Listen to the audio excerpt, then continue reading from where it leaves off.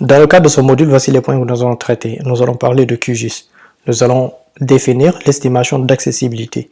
Nous allons donner des exemples de champs d'application, définir une zone d'étude pour voir de manière concrète ce que cela ressemble, de vous montrer les différents outils que nous allons utiliser pour aboutir à ce résultat et enfin de choisir un cas pratique, de voir les différentes étapes que vous allez suivre de la théorie à la pratique.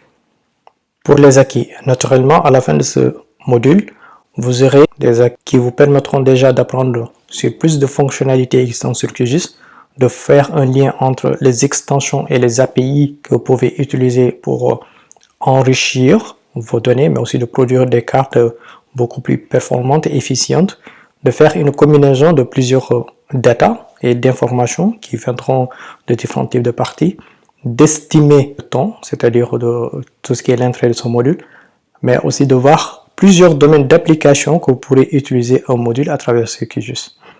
Enfin, ce sera l'estimation des zones d'influence d'un service ou d'une infrastructure.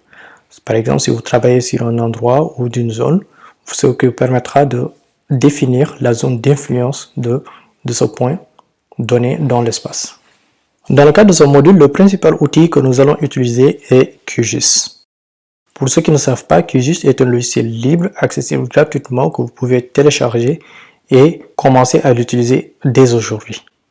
Si vous n'avez jamais utilisé QGIS ou vous ne savez pas à quoi cela ressemble, vous pouvez vous référer à notre première formation concernant les bases de QGIS 1 ou 2 qui vous permettront de vous former sur cet outil, de comprendre son mode de fonctionnement et différents champs d'application dans le cadre de renforcement de vos compétences. La version de QGIS que nous allons utiliser dans le cadre de ce module reste la 3.16.4 en Java. Cela constitue une précision qui peut être intéressante, mais si vous disposez d'une version QGIS au-delà de 2.8, vous pouvez aussi bien sûr suivre ce module.